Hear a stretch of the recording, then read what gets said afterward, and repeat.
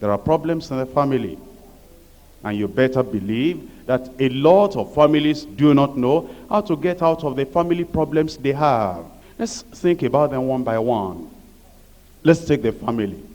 And as we talk about the family, you think about your own family. I think about my own family. Some of these things that I will mention, are there problems in my family? Are there problems in your family? How can we solve them? How can we get rid of the problems? What are the problems? Let's outline them. Number one, immaturity and insensitivity to each other's needs. If you know anything that ruins family, it is that it may be that when the man got married, he has been so immature, self-centered, self-indulgent, and really he cannot think of taking care of another person. It's me, mine, I, all the time. And if there is anything that a wife hates, it is when you refer to everything as my car, my children, my mother, my house, my Bible, my book, my money. Everything the man is saying is mine. And the woman says, am I a slave here? What do you think I'm doing here? Everything is yours.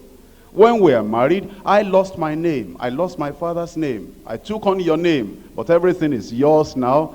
I've lost what I got before. I'm now empty-handed. It's our family, our children, our house, our car. When you become conscious of the other person and you express it, and you show it in attitude, in everything that you do and say, you are getting matured. And that family will have less problems. But why many people have problems is that they have immaturity. They're too young at the time they got married. And because of that immaturity, they are insensitive to the needs of the other fellow. It may be the woman, she is insensitive to the need of the man. It may be the man, he is insensitive to the need of the woman. That creates problem in the family. Number two, unwholesome, inconsiderate communication. You see, the tongue can do a lot for the family. I think the tongue is more important than even money in the family. If you have a soft tongue, a good tongue, a humorous tongue, if you know how to just dispel fear and sorrow, and you know your wife is timid, you know how to dispel that timidity, but you have the communication of love, you know how to talk that somebody will just feel, I didn't know I'm that important.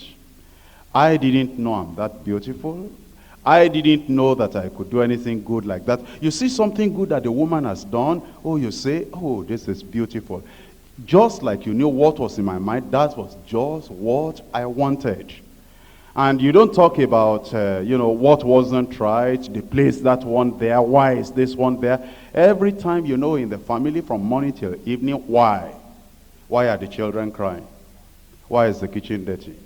Why is the bathroom wet? And the woman says, my husband, the bathroom is always wet.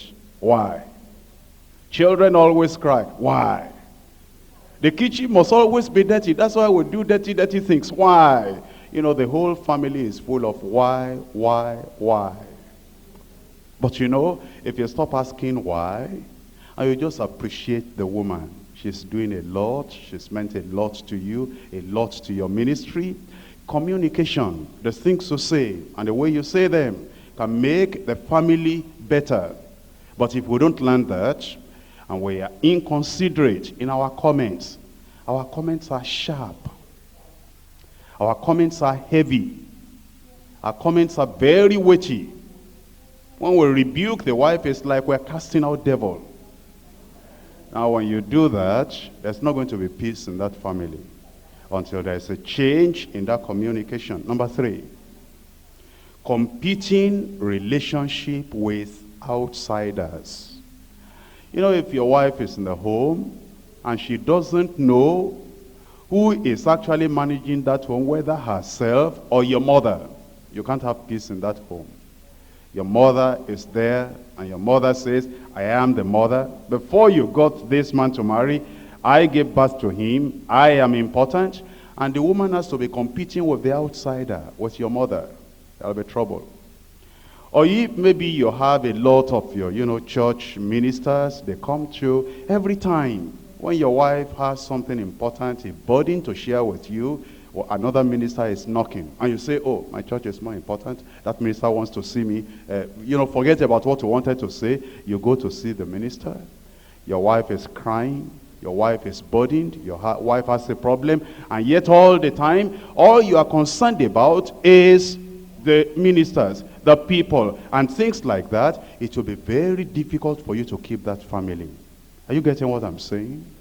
Therefore, let your wife have her rightful place as the one very next to you. You are a unit together. For this cause shall a man leave his father and mother, and they two, they shall be joined together, and they two shall be one flesh. Don't let outsiders, mother-in-law, father-in-law, friends, and neighbors, and other people come to compete with your wife in your home.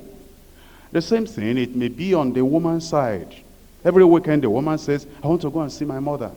Something is happening in our village. Something is happening over here. Something is happening over there. Let us understand that we must not allow outsiders to compete with the family. Number 4, selfishness, self-indulgence, failure to provide.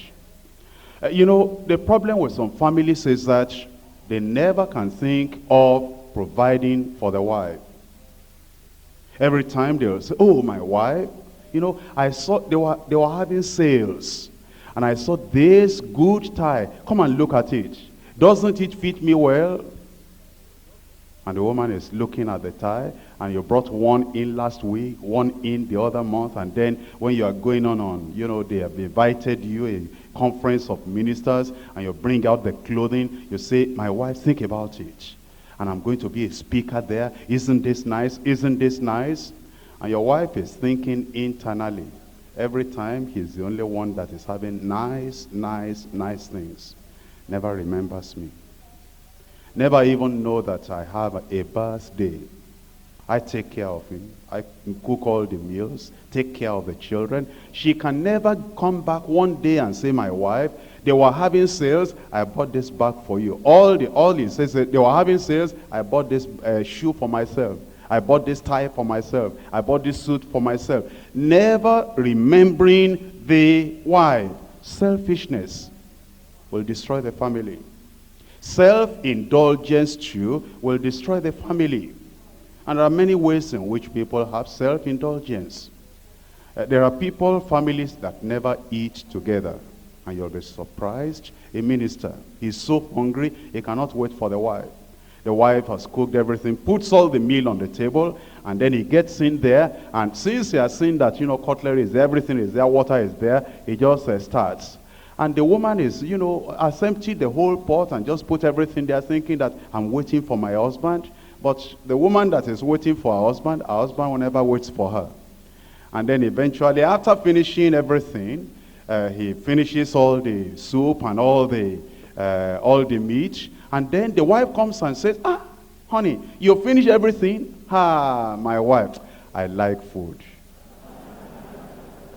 You will not mind. You will not mind. Next time. And the wife is starving. And when you see both of them, you will not think they are living in the same house. The man is robust and well kept, and is nice, and looking good, when he dresses. But look at the wife. It's like she is just a laborer or a villager that has just come to town. And it is this kind of selfishness and self-indulgence, the failure to provide for the wife. This is the thing that destroys the family. Number 5, unreasonable demand. Unreasonable demand. On the one hand, the wife can be unreasonable in her demand on the husband. You must educate all my junior ones. Send them to university. But I'm an evangelist. I'm a minister. I don't have all that money. My father cannot do it because they trained me and I got married to you. Now you must train all my junior ones. my sister, that's an unreasonable demand. But on the other hand, sometimes the man can have unreasonable demand for the wife.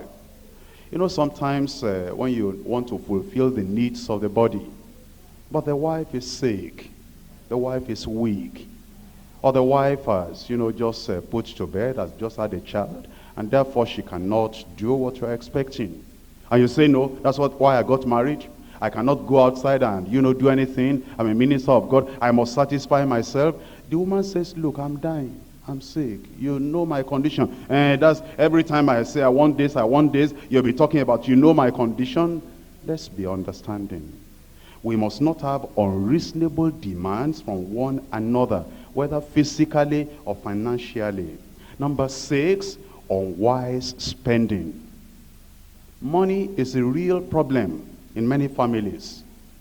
And because of the unwise spending, no budgeting, no looking ahead. The children are there. We never think of how we're going to educate them. And the needs in the family there, we do not know how we're going to educate, how we're going to provide the need. And sometimes the man will have all the money and he will put it somewhere. Every time the woman says, my husband, what are we going to do now because of the man will, I'm a minister. Our reward is in heaven. There's nothing. There's money in the bank. They do not have joint account. He doesn't understand marriage to that point, that the man and the woman, they are one. And therefore you keep joint account. He doesn't know about that. And he will just bring some kobo 50 naira notes and put it in the drawer. Anytime the woman says, there is no soup, there is nothing, he will say, oh, there is no money. What are we going to do now? Then he will go, he will lock the door when the woman is off somewhere, and then count the thing cleverly, and then bring 2 naira 50 kobo out. The 500 naira that is in the cupboard, they will lock it somewhere where the woman will not be able to discover it. And then when the woman comes, you were talking about money the other time. Am I right? Yes, I told you, nothing at home at all. Well, God will provide for us. Because, the condition, the condition of the country now, and as ministers. And you married a minister. Minister's wife, you must never grumble or complain. Anyway, go and manage this 2 naira 50 kobo. What will I do with 2 naira 50 kobo? I'm a minister of God. So I don't want to talk about money. You don't want to talk about money. The 500 naira you are hiding somewhere, let's talk about money. Sometimes this is what destroys the family. Number 7, inconsistent lifestyle.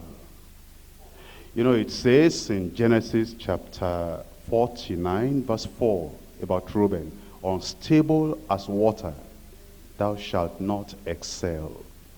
If somebody is unstable, maybe you went into something wrong, a relationship between you and another woman, and your wife knew about it, and you pleaded, it will never happen again, it will never happen again.